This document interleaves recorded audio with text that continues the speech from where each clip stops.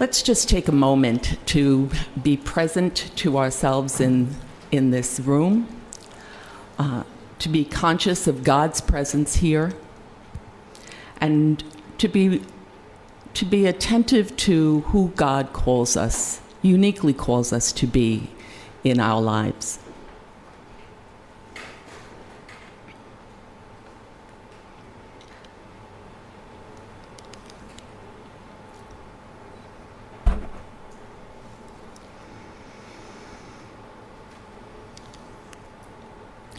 Gracious God, we gather here today to attend to the cries of your earth, our common home, the first scriptures you gave us.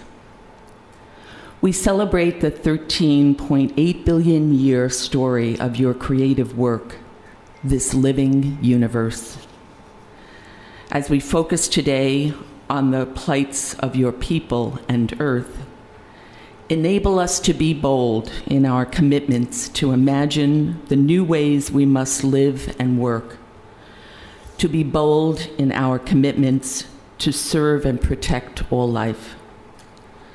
We ask this in the name of Jesus, our brother, and the Spirit who empowers us to be faithful. Amen.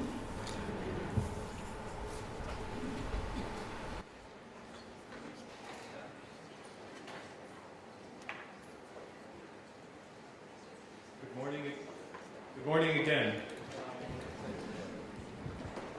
Been asked to give a quick reflection of the marathon day that we had yesterday.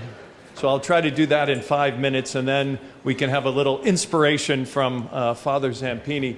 First of all, I think the biggest thing that I learned yesterday, and that many people kept repeating over and over again, is that we had the right people in the room.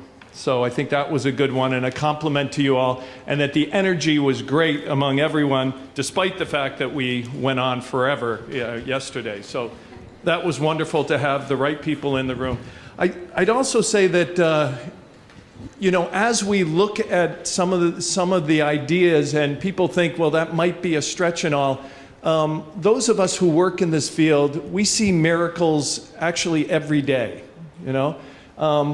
And I don't think it's too far, to stretch. We heard from Lillian yesterday, and some people may say her story, is close to a miracle on the way, her family, moved along and she has moved up. But I think all we have to do is when we go back to our rooms and turn on the television, see the miracle that we're seeing in Thailand right now, where 12 soccer players and their coach are in a cave, and everyone couldn't find them for 10 or 12 days, and then they find them.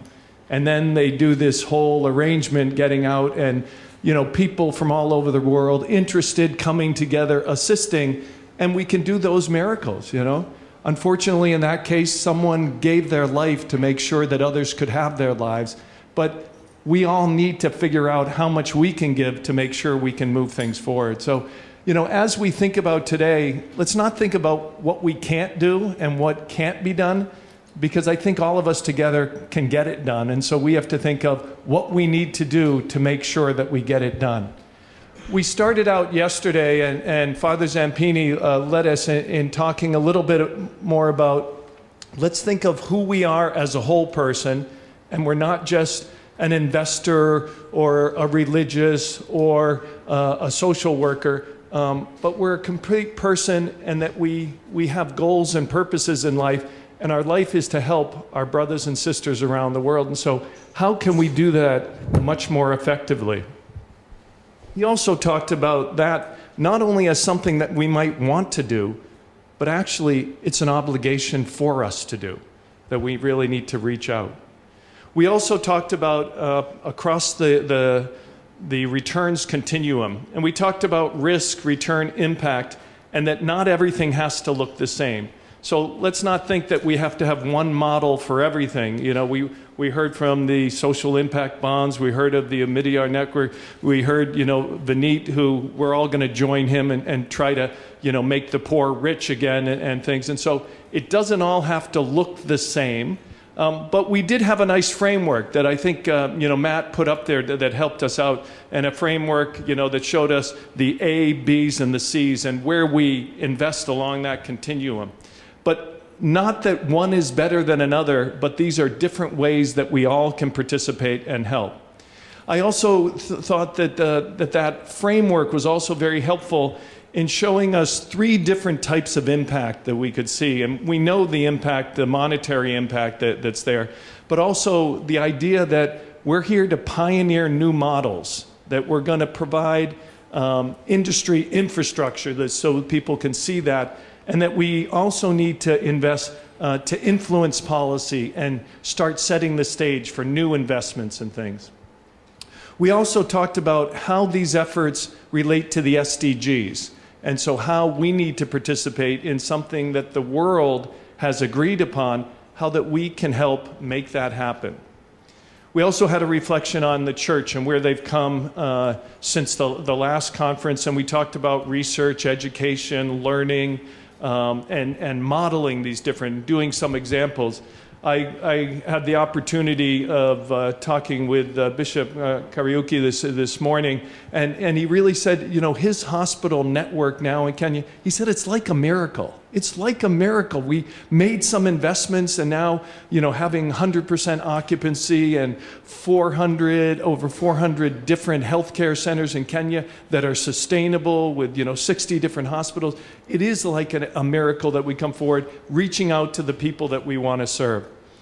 We also talked about the strong interests that our religious communities have in sustaining their social ministries, and the need to access funding and to have opportunities like this one to learn and hear from others about what funding sources are out there so we know how to access them, so we can bring them and deploy them. We then got into deploying capital and trying to reach the base of the pyramid, and again, we heard very clearly at that impact must be highlighted, and that we need to take risks to support the poor and vulnerable. And so I think that needs to be clear. We're going to take risks, but let's take those risks with our eyes wide open and know why we're taking those risks. We then talked about global health, youth employment, migrants, and select investment vehicles. Then just to remind you, when we capped off the day, we talked about youth and migrants. And if anybody in this room says, well, I don't work with the youth, or I don't work with migrants and things like that, think again, because now we all have to work with youth. If you look at the demographics in the world now, and you look at Africa, for instance, where 65% of the population is under age 24, and that's going to be growing. So when I talked to my team and they said, well, we're not a youth agency, and I said, we are now. We have to be a youth agency. And for those of us who think that migration is a blip, we have to think again. We heard from the panel that migration is not a blip, that we've been migrating for years, and we have to figure out how we do it, how we sustain it, how we reach out to people, and how we integrate them better and as a community. We can keep putting more water into the Mediterranean, but if we don't provide jobs and opportunities for people, they're going to still get in boats and come across. So we have to figure out how those investments help people. And someone asked me, they said, well, with the demographics, does that mean we need less young people? And I said, no, we need to figure out how those young people can be the engine for development in their countries, how we can help them provide the opportunities so that they grow the communities there. Because these migrants, they want to stay there. They don't actually want to migrate. They want to be with their friends and families. What do they want? They want good employment, they want health care, and they want educational opportunities and security for their families. They don't want to come to Massachusetts. Let me tell you, they want to stay in their homes. I just came from a visit to Mexico and then Bangladesh, Myanmar, and Greece. And in each of the places, the people said, I would love to have stayed at home, but I couldn't. And I sat with the mother in Mexico just a week ago, and I said, why did you leave your home with this 6-month-old baby? I said, couldn't you have waited a little longer? And she said, I couldn't have waited. They tried to kidnap my 2-year-old. So she's not making this journey because she wants to go someplace else. She's a single mother with a 2-year-old and a 6-month-old. She's doing it to save the lives of her children. And we have to be the ones that help them have a good life for the future. I'll now pass it on to Father Zampini.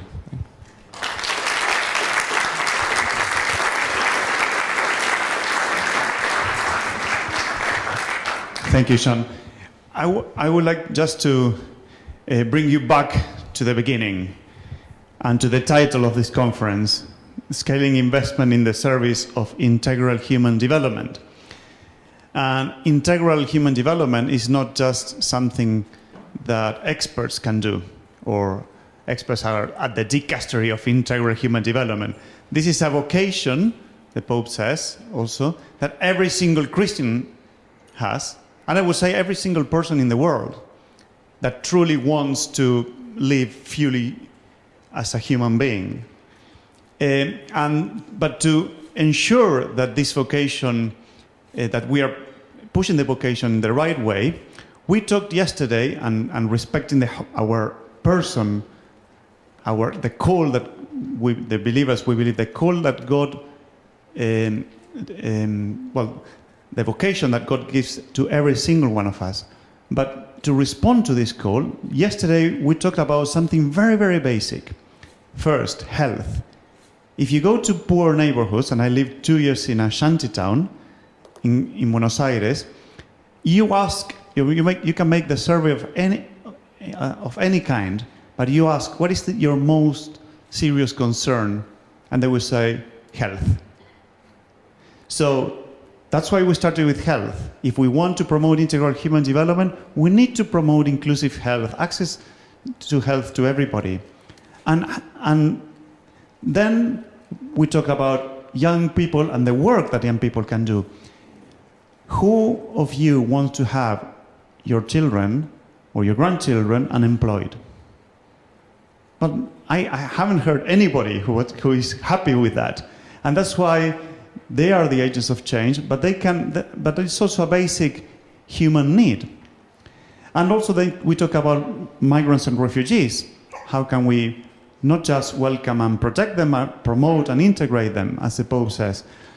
But for all this, for health, work for young people, the promotion of migrants and refugees, every single one of you here has a particular role to play. Investors, or people working in finance, people working in banking systems, you have a particular role. Politicians have their own role, yes. Doctors will have their own role. People who work with young people, but social workers have their own role. But you have a role to play, and that's what the Pope is asking for. Let's bring your voice, and let's work together and contribute with what you can contribute. And again, I'm going to the first word of the title. The Pope is asking we need change to promote integral human development for the whole person and for all people. But we need to do it fast, because there are millions of people who are in need. Who is the industry? What is the industry who can promote fast change and scale it up, the change? Finance. Investing. So this is something really, really crucial for all of us. But there's something even more important. Yesterday we talked about social investment or social enterprises or social business. And the risk, and like Beatrice, she was saying, listen, finance is about risk, love is about risk, and let's stop this game pretending to, until everything is sorted, I'm not going to invest in these things. Because somebody has to invest, somebody has to take the risk. And the vocation, the love, is the driver for that. But what about if I tell you, as Pope Francis says, you can work as hard as you like with young people, migrants and refugees, with health, but there's an element that you put money on that and it will be like a hole. That is climate change. If we don't address this issue, there will be more migrants, more refugees, more people having health issues, more people unemployed. So we need to invest in integral ecology. Impact investing is about positive outcome socially and ecologically, environmentally at the same time, to respond to the cry of the earth and the cry of the poor at the same time, together. And this is what we are going to do this morning as well. How can we invest in a sustainable way for all these social issues, but also addressing something that is undermining everything? Climate change. Climate is a common good, and because of the climate change they are facing, this is affecting everybody. But therefore, everybody has something to contribute, and you guys are key players for this contribution. This is what I want to enthuse you to participate in this morning's the conversation that we are going to have this morning. How to use financial instruments, how to use investments, how to use your brains, your capacity, your vocation to address social and ecological issues together and to walk alongside Pope Francis and the Church on this regard. Thank you very much.